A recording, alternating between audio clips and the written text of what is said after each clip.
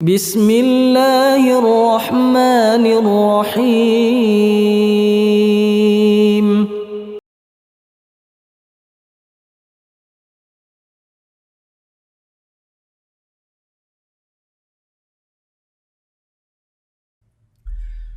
Kemudian yang sangat ditekankan pada bulan Muharram adalah puasa Asyura, puasa tanggal 10 Muharram. Ini sangat ditekankan. Rasulullah SAW bersabda, "Wa siyamu yaumi Asyura ahtasibu 'ala Allah an yukaffira sanata allati qablahu." Kata Nabi SAW, dan puasa hari Asyura, aku berharap kepada Allah akan menghapuskan dosa-dosa setahun sebelumnya. Dosa-dosa setahun sebelumnya. Jadi orang kalau berpuasa di hari Asyura, maka akan diampuni dosa-dosa setahun sebelumnya. Ini sangat utama, ya.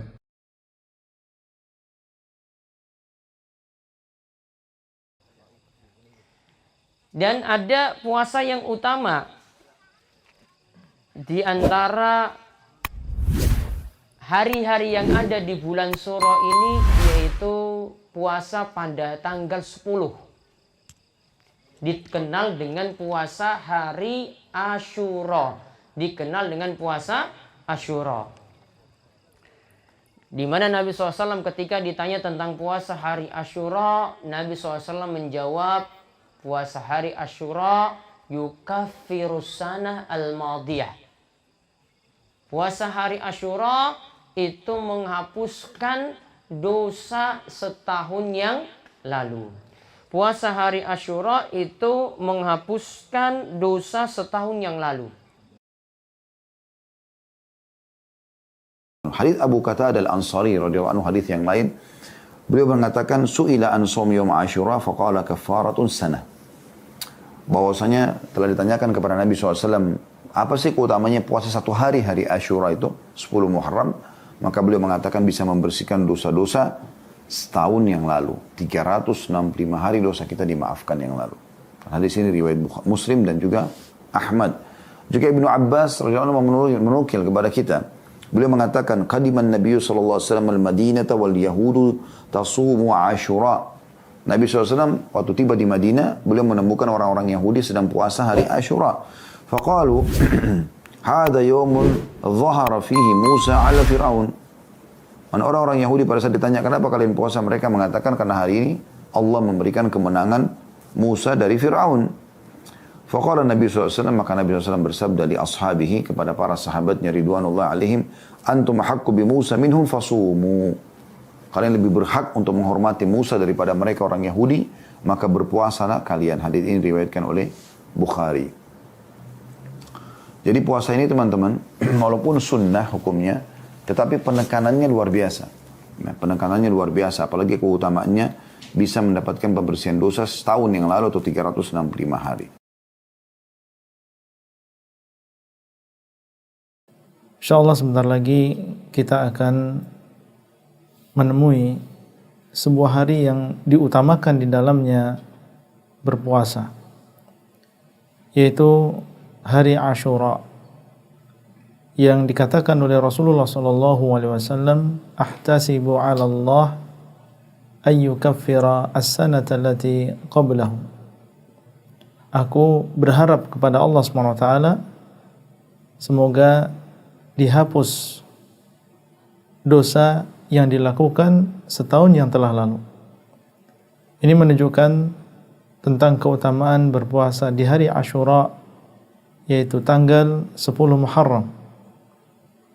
Didorong dan dianjurkan kita semuanya, baik laki-laki maupun wanita, untuk melakukan puasa di hari tersebut.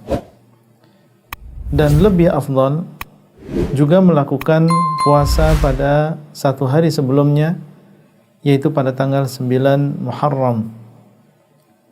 Yang demikian berdasarkan ucapan Nabi SAW, la in baqitu ila qadimin la asumanna at-tasi'.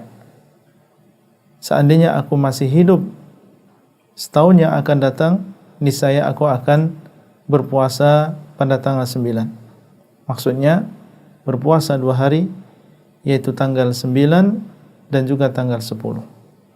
berpuasa pada tanggal 9, yaitu 1 hari sebelum hari Asyura. Dan inilah yang lebih afdal.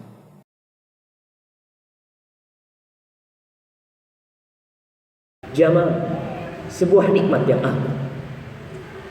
Bani Israel bertahun-tahun melihat bayi-bayi disembelih oleh Fir'aun. Wanita-wanita diperbudak oleh Fir'aun. Tatkala mereka selamat dari Fir'aun, tatkala Nabi Musa selamat dari Fir'aun, akhirnya Nabi Musa menjadikan tanggal 10 Muharram sebagai waktu untuk berpuasa. Dan Nabi kita Muhammad SAW dan kita umat Islam lebih pantas untuk mengamalkan hal itu, untuk mensyukuri nikmat itu. Sehingga ingat, Rasulullah SAW berpuasa esok hari tanggal 10 Muharram. Berpuasalah besok bagi yang mau. Dapat apa orang yang puasa esok hari? Ya, kita umat yang ingin upah. Nah, kata Rasul sallallahu alaihi wasallam, "Ahtasibu ay yukaffirallah as-sanatal madiyah." Kau puasa sehari, setahun dosamu dihapuskan oleh Allah Jalla Jalla. Dan esok hari yang sunnah bagi umat Islam adalah berpuasa. Yang tidak mampu berpuasa, yang sakit atau kondisinya lemah, maka kau bikin makanan di rumahmu, kau kirimkan ke masjid, buat buka bersama, berikan kepada mereka yang berpuasa. Sesungguhnya man fattara sa'iman falahu mithlu ajri. Barang siapa yang memberi buka kepada orang yang puasa, dia akan dapat pahala seperti yang puasa. Dan Nabi SAW menganjurkan di bulan Muharram ini untuk banyak-banyak puasa, bukan hanya tanggal 10. Beliau mengatakan alaihi salatu wassalam, afdalus siyam ba'da Ramadan Syahrullahil Muharram. Sebaik-baiknya puasa setelah puasa di bulan Ramadan, maka berpuasa di bulan Allah, bulan Muharram. Maka perbanyak puasa. Nabi berkeinginan sebelum wafat, pada tahun 11 Hijriah, selesai Muharram, selesai 10 Muharram, beliau mengatakan, lain ishtu ilal qadim, andai kata umurku sampai tahun depan, aku akan puasa tanggal 9 Muharram. Aku akan puasa tanggal 9 Muharram. Sehingga puasanya tidak hanya tanggal 10 Muharram. Hari ini disunahkan puasa. Para ulama mengatakan kenapa? Agar tidak sama dengan orang-orang Yahudi. Mereka hanya berpuasa ada 1 hari. Tapi kita berusaha untuk puasa sebelum. Tidak mampu sebelumnya, kau boleh puasa tanggal 11-nya, tanggal 12-nya, nyambung tanggal 13-nya, 14, 15. Ingat, sebaik-baiknya puasa setelah bulan Ramadan adalah puasa di bulan Muharram.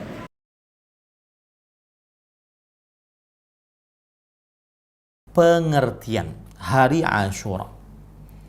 Apa definisi hari Asyura? Hari Asyura artinya adalah hari yang ke-10 dari bulan Allah Al-Muharram menurut jumhur ulama, ya, menurut jumhur ulama, sebagaimana yang dikatakan oleh Imam An-Nawawi dalam kitabnya Al-Minhaj Syarah Nawawi ala Sahih Muslim, kemudian juga oleh Imam Al-Hafidh Ibnu Hajar dalam kitabnya Fathul Bari, ya, kemudian juga Imam As-San'ani dalam kitabnya Subulus Salam. Berarti ada sebagian ulama yang sedikit mengatakan bahwa hari Asyura adalah bukan tanggal 10 dari bulan Allah Al-Muharram.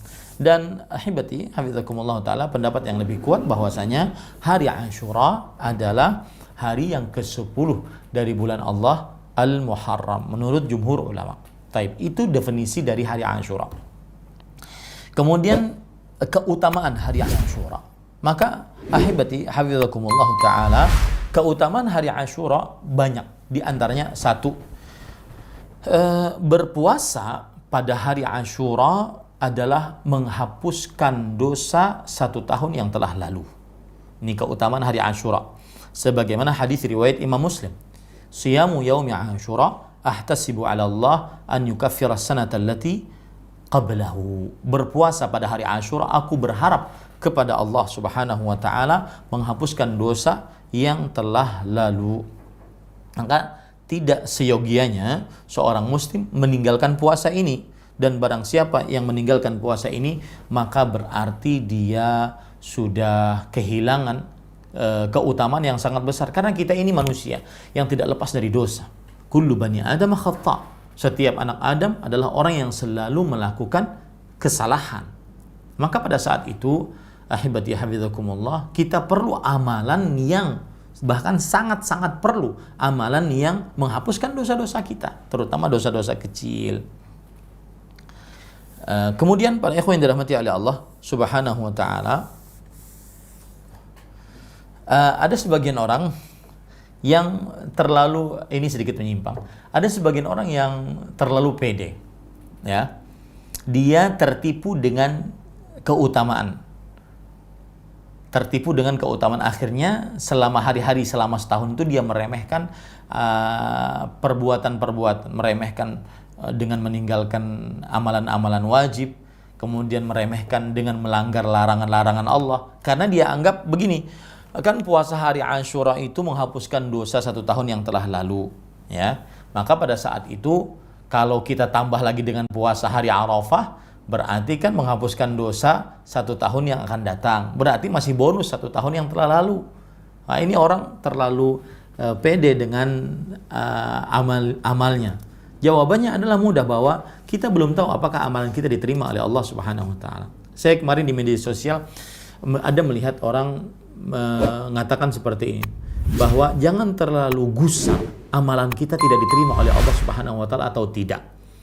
Tetapi kita ketika ditakdirkan untuk sujud saja kita bisa bersyukur, kita bersyukur kepada Allah Subhanahu wa taala. Maka jawabannya, kebiasaan para salafus saleh dari Nabi, para sahabat, para tabi'in, para tabi'un tabi'in, mereka sangat khawatir amal mereka tidak diterima oleh Allah. Jadi khawatir amal tidak diterima oleh Allah Subhanahu wa taala itu ditunjuki oleh ayat, ditunjuki oleh hadis, ditunjuki oleh kebiasaan para salafus saleh.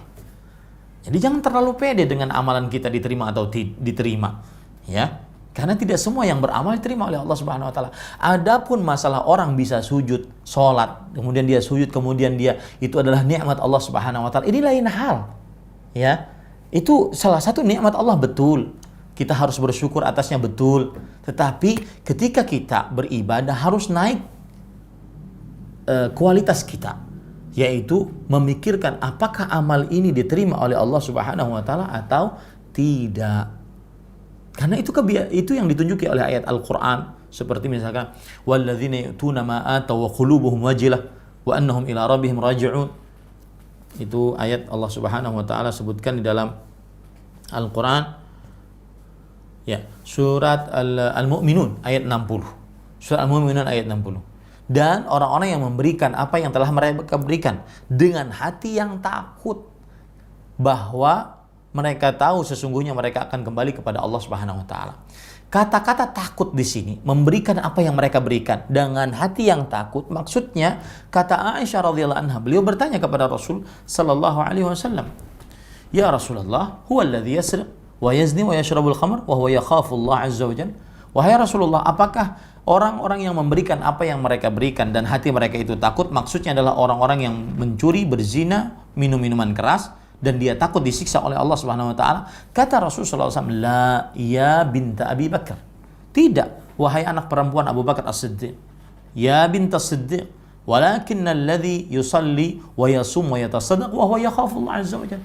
Tetapi yang dimaksud itu adalah orang-orang yang puasa, sholat, bersedekah, dan dia khawatir, takut kepada Allah Subhanahu wa taala. Dan ini membuat kita tidak ujub dengan amal. Ya. Ini saya koreksi sebagian orang yang mengatakan bahwasanya jangan terlalu gusar amal kita diterima atau tidak diterima oleh Allah Subhanahu wa taala.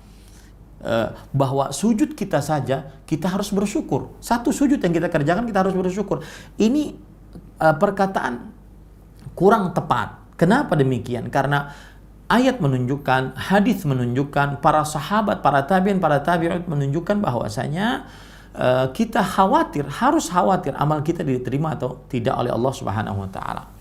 Lihat perkataan Ali bin Abi Thalib radhiyallahu anhu. Rasulullah sallallahu alaihi wasallam bersabda, Ali bin Abi Thalib radhiyallahu anhu berkata, "Kunu liqabulil amal ashadda minkum ihtimaman minal amal." Alam tasma'u Allah azza wa jalla yaqul innama yataqabbalullahu minal muttaqin. Yang artinya, jadilah kalian orang yang lebih perhatian diterimanya amal. Lebih perhatian dibandingkan beramal itu sendiri. Saya ini doanya diterima ya enggak ya, sholatnya diterima enggak ya, sedekahnya. Itu yang harus selalu ada dalam benak kita. Lebih utama daripada beramal itu sendiri.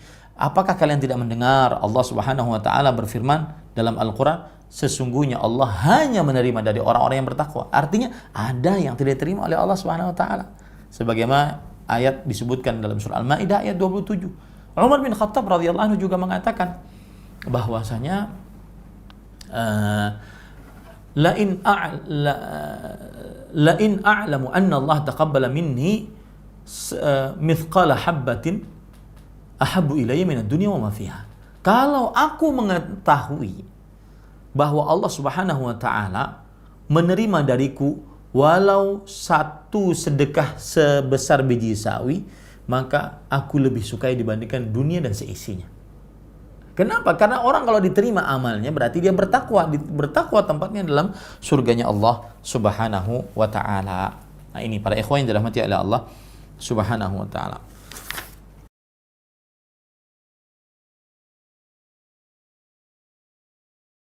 Alhamdulillahi rabbil alamin.